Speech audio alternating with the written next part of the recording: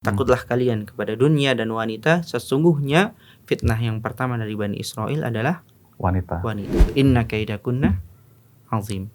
Karena kaid, makar wanita itu besar. Makanya ada yang mengatakan kalau wanita itu lemah tapi ikatannya lebih kuat daripada baja karena itu.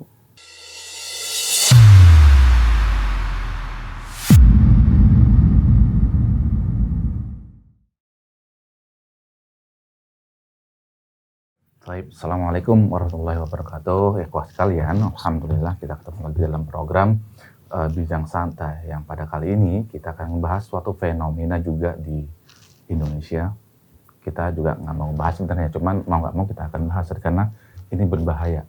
Dan insya Allah kita akan bahas bersama Ustadz kita, Ustadz Uji Effendi BA, dan tema yang akan kita bahas berkaitan tentang syahwat atau zina. Karena terjadi beberapa kejadian di mana ada apa istilahnya, laki-laki yang kelihatannya soleh segala macam melakukan hal demikian. Antum mungkin ada ini saja, antum pengalaman juga, artinya ada informasi demikian juga Ustaz dia. Saya nggak pengalaman. Bukan, artinya mendapatkan informasi juga, karena syahwat ini atau zina ini nggak melihat siapa orangnya gitu Ustaz. Betul. Kelihatan dia alim, belum tentu jaminan dia akan terbebas dari syahwat. Bahkan mungkin dia benar-benar alim, sebagaimana dalam hadis kisah Bani Israel, yang ketika ada dua kakaknya ingin berjihad, kemudian menitipkan adiknya, adik perempuannya kepada seorang abid, Seorang ahli ibadah ya. seorang ahli ibadah. Kemudian syaitan menggodanya dengan step by step. Pertama ditaruh makanan di depan kamarnya si perempuan, tapi syaitan membisikkan, masa cuma ditaruh aja, nggak diajak ngobrol. Ini kan kurang sopan, kurang berarti itu beradab. langkah-langkah. Ya, langkah-langkah. Makanya la tatabi'u apa? Khutuwati syaitan. Karena bukan la tatabi'u syaitan. Iya. Siapa orang yang mau ikut syaitan? Tapi kan dengan step by step, jalannya syaitan.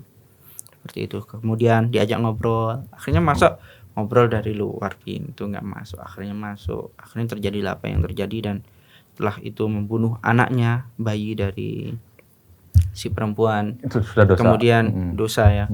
Kemudian akhirnya masa membunuh bayi perempuannya, nanti adiknya ngomong ke kakaknya, pas balik gimana? Akhirnya wanitanya dibunuh juga. Si yang diajak berzina dibunuh juga. Iya, membunuh bayinya, setelah itu membunuh wanitanya. Berzina, membunuh cabang bayi, membunuh si wanita. Iya, setelah itu kedua kakaknya pulang. Di mana adiknya sakit kemudian meninggal katanya. Tapi setelah itu, beberapa waktu setelah itu, kakaknya keduanya bermimpi, dan mimpinya itu sama. Masih tahu kalau adiknya dibunuh. Akhirnya ketika dibongkar beneran, akhirnya dia disalib. Ketika disalib, syaitan datang, suruh nyembah. Ketika suruh nyembah, gimana nggak bisa nyembah? Kalau setelah menyembah nanti akan diselamatkan, ya. Setelah diselamatkan, gimana nyembahnya? Orang aku disalibkan. Setelah itu suruh menganggukkan atau mengedipkan, anak lupa ya. Setelah itu dia lakukan, dan akhirnya di situ meninggal. Coba bayangkan, dari seorang abid meninggal dalam keadaan musyrik dengan cara digoda melalui perempuan. Alhamdulillah. Makanya Rasulullah SAW dalam hadis Abu Sa'id Al-Khudri, fa inna awwala wattaqud dunya wattaqun nisa fa inna awwala fitnati bani Israil kanat fin nisa. Takutlah kalian kepada dunia dan wanita, sesungguhnya fitnah yang pertama dari Bani Israel adalah wanita. Rasulullah juga bersabda, ma taraktu ba'di fitnatan ya asyaddu 'ala rijali minan nisa. Tidaklah aku tinggalkan setelahku ya fitnah yang lebih keras, yang lebih berbahaya bagi laki-laki dibandingkan dengan perempuan. Makanya di Al-Quran disebutkan jangan dekati zina. Betul. La taqrabu, bukan la taznu. La taqrabu, jangan dekati, bukan jangan kalian berzina. Karena memang seperti itu, step by step digoda. Makanya dengan adanya media sosial, apalagi ya sekarang ya, waliyadzubillah, kita gunakan media sosial untuk yang baik. Dan Afwan ini karena banyak ya Allah menerima informasi tentang Ya Allah, kelihatannya sudah gimana, tapi terjatuh juga gitu Ustaz. Ya kalau kita lihat dari kisah tadi ya, dari kisah tadi seorang yang abid, ya, kemudian dari hadis-hadis Rasulullah SAW, fitnah ini bisa menimpa siapa saja. Nggak melihat kedudukan siapa, nggak ngelihat seberapa alimnya dia. Iya. Kalau sudah dihadapkan sama wanita, inna kaidakunna azim. Karena kaid, makar wanita itu besar. Makanya ada yang mengatakan kalau wanita itu lemah tapi ikatannya lebih kuat daripada baja karena itu. Ya. Daya tariknya kaid mereka itu membahayakan. Daya rusaknya juga ya bisa dibilang ya. Dan memang kalau dikatakan daya rusak ya, memang seakan-akan tonggak masyarakat itu dari wanita. Kalau wanitanya rusak, maka rusak semuanya. Makanya kenapa orang-orang kafir itu merusak perempuannya dulu. Betul. Dengan model-model segala macam, mode gitu kan. Makanya kenapa Nabi Yusuf di saat terjebak dalam gitu, ya Allah. Kalau bukan rahmat dari Allah Subhanahu wa taala, asbu ilaihinna wa akum minal jahilin. Nabi Yusuf sendiri juga mengatakan, qala rabbi sijnu ahabbu ilayya mimma yad'unani ilaih. Ya Rabb, ya Allah, sijen, penjara lebih aku sukai, ya. Ahabbu ilayya mimma yad'unani ilaih, daripada aku dipanggil oleh mereka para wanita untuk melakukan perbuatan yang keji. Wa illa tasrif anni, ya Allah, kalau engkau tidak palingkan dariku, ya, hal tersebut, keburukan tersebut, asbu ilaihi, Nabi Yusuf alaihissalam akan condong kepada mereka, akan terjatuh ke dalam makhluk itu. Akan terjatuh. Berarti ini karena pertolongan Allah. Pertolongan gitu. Allah Subhanahu wa taala. Dan salah satu sebab ditolongnya oleh Allah Subhanahu wa taala dalam perkara seperti ini adalah ikhlas. Ikhlas. Makanya minal mukhlasin innahu kana minal mukhlasin kan, dalam surat Yusuf ya. Innahu min ibadinal mukhlasin. Sungguhnya dia termasuk hamba kami yang mukhlasin. Ya, mukhlasin adalah yang dibuat ikhlas, yang diberi keikhlasan oleh yang Allah, diberikan gitu ya? keikhlasan oleh Allah Subhanahu wa taala. Ya, kita sebagai seorang mukmin juga hendaknya berdoa supaya diberikan keikhlasan oleh Allah Subhanahu wa taala. Ketika misalnya kita ingat kisahnya Nabi Yusuf nih dengan Zulaiha, katanya ya, nama perempuannya ya, Zulaiha gitu. Imratul Aziz. Imratul Aziz. Jadi ada stepnya, nggak langsung debek gitu. Ada stepnya dulu kan. Pada akhirnya baru di kamar, baru ya mungkin kita bisa baca di surat Yusuf surat gitu Yusuf kan. Sendiri bisa dilihat bagaimana Imratul Aziz menggodanya sehingga Nabi Yusuf diperlihatkan ayat dari Allah Subhanahu wa taala, walaqad hammat bihi wa hamma biha, dan ketika itu sudah hammat bihi wa hamma biha laula ar-ra'a burhana rabbih. Sudah sama-sama mau kalau Nabi Yusuf itu tidak melihat tanda-tanda dari Allah Subhanahu wa taala. Allah Subhanahu wa taala tapi masih lindungi Nabi Yusuf alaihissalam. Sehingga tidak terjatuh ke dalam perbuatan keji tersebut. Dan sekali lagi seperti yang kita tadi bahas, nggak melihat siapa orangnya. Hatta dia misalnya punya ilmu banyak segala macam, tapi kalau sudah kita nggak ada yang tahu saja. Iya. Kita nggak ada yang tahu ya. Apalagi zaman sekarang nih, kalau bisa hindarin ya, misalnya kalau ada akhwat atau ummahat yang curhat. Betul. Bisa jadi dari pintu itu akan mengarah ke pintu lainnya dalam hal syahwat ini gitu. Tadi kisahnya yang seorang abid tadi kita lihat ya. Pertama yang ngobrol, pertama kasih makanan maksud taruh luar. Taruh luar. Ya, terus ajak ngobrol, masa ngobrol nggak di dalam masuk, gitu. Ya, kan?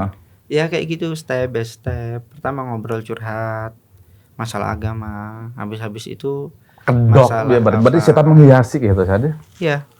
Zayyana lahumus syaitanu a'malahum. Syaitan menghiasi, dan memang la taqrabu karena itu, jangan dekati apapun bentuk pendekatan tersebut. Ya. Nanti tiba-tiba sudah terjebak. Seperti itu waliyatubillah. Karena yang Anda dengar sumber dari bencana mana dua ya? Subhat, syahwat. Kalau nggak masuk ke subhat ya ke syahwat, kecuali orang yang dimiliki oleh Allah. Dan kebanyakan di antara dua ini ya orang yang terjatuh gitu ya. Syahwat. Dan wanita memang istilahnya tonggak tonggak ini ya, masyarakat betul. Tonggak masyarakat yang sangat berpengaruh kepada baik dan buruknya masyarakat. Nah, makanya di hadis pun disebutkan perempuan adalah apa? Ibumu adalah apa? Sekolah madrasatul ula. Nah, al-mar'atu madrasatul ula. Baik buruknya generasi tergantung dari perempuan, bukan dari bapak di sini bukan ya. Nah. Ya Allah. Dan ana ingat ada seorang ulama yang mengatakan kalau seandainya aku diberikan amanah dengan harta yang banyak atau dengan budak dia memilih dengan harta walaupun budak tersebut hitam. Kenapa? Budak hitam kan bagi kita nggak ada ini, bagi kita lah ya. Ya. Tapi kenapa ulama bilang demikian, Ustaz? Ya karena fitnahnya perempuan itu. Inna kaidakunna azim. Sesungguhnya makar kalian itu besar. Dan itu kalau kita lihat ya, perempuan mungkin hitam, kelam, tapi fitnahnya besar. Ya, fitnahnya besar. Takutnya, oh ya nanti syaitan menggoda, walaupun hitam kan manis. Nanti ada tabrir gimana? Kayak jumat nih. Ada tabrir ya. Nanti syaitan membisikkannya seperti itu. Ya walaupun begini kan begini. Akhirnya nanti terjatuh kepada yang di. Apalagi zaman sekarang media nih. Betul. Media terutama ya Allah WhatsApp atau segala macam ada apa aplikasi video. Nah, itu juga sangat berbahaya. Dan afwan, ana sedikit cerita, ada beberapa kasus memang yang pada awalnya curhat masalah agama ya. Curhat masalah agama.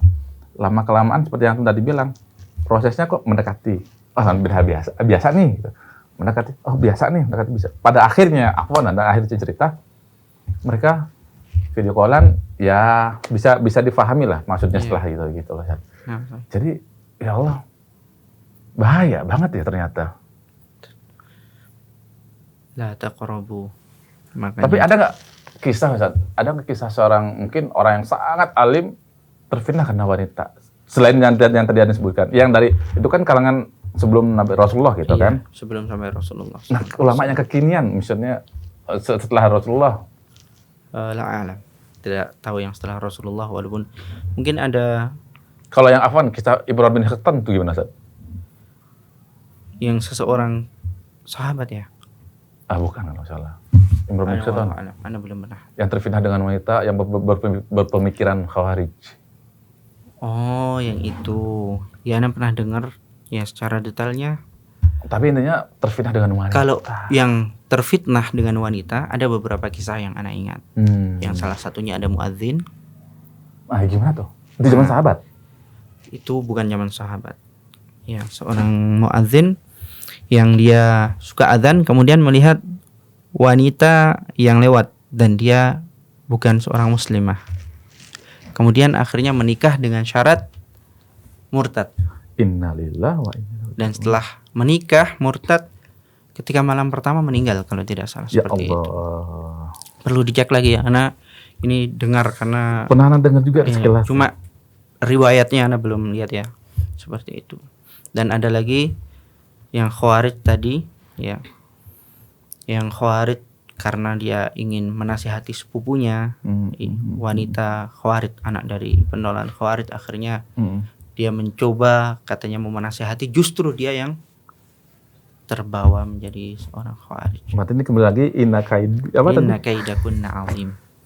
Sesungguhnya wanita tuh kelihatan lemah gitu, tapi di balik kelemahannya itu ada sesuatu yang bisa menghancurkan. Seperti yang tadi Anda bilang dari hadis bahwa rusaknya kaum Bani Israel karena wanita. Sekarang manusia pertama kali diciptakan, siapa yang menggoda Adam? Melalui siapa? Wanita. Dan Habil dan Qabil berantem juga karena wanita.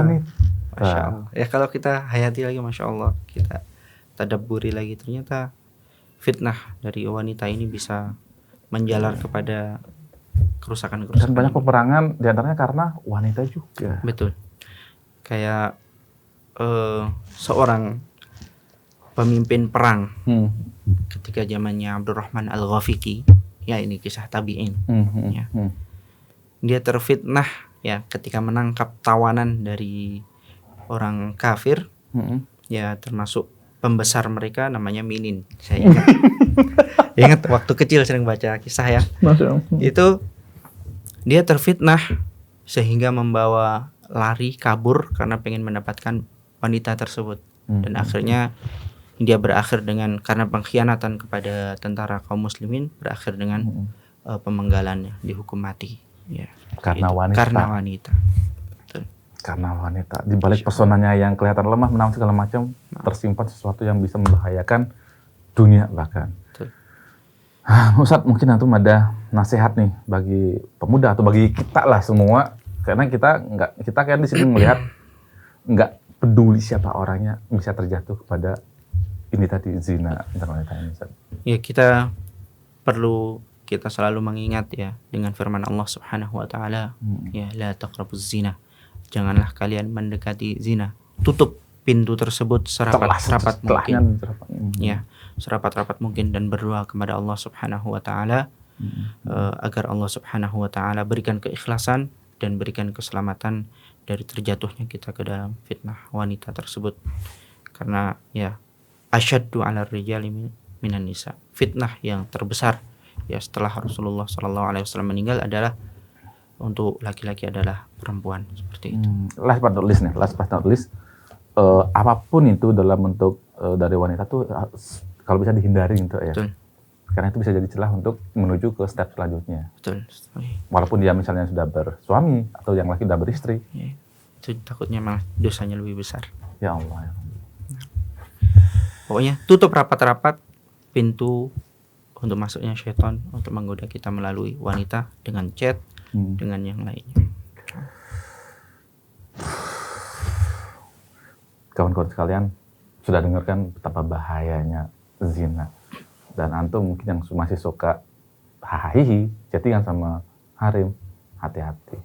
Itu bisa jadi celah setan untuk menjerumuskan, bukan antum tapi kita bisa jadi seperti itu.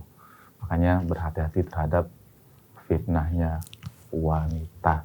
Sekali lagi, di balik kelemahannya wanita tersembunyi sesuatu yang luar biasa, yang kalau kita nggak sikapi benar-benar yang benar, bisa jadi itu akan menjerumuskan kita dan bisa menjatuhkan kita pada jurang kebinasaan. Itu saja. Ya.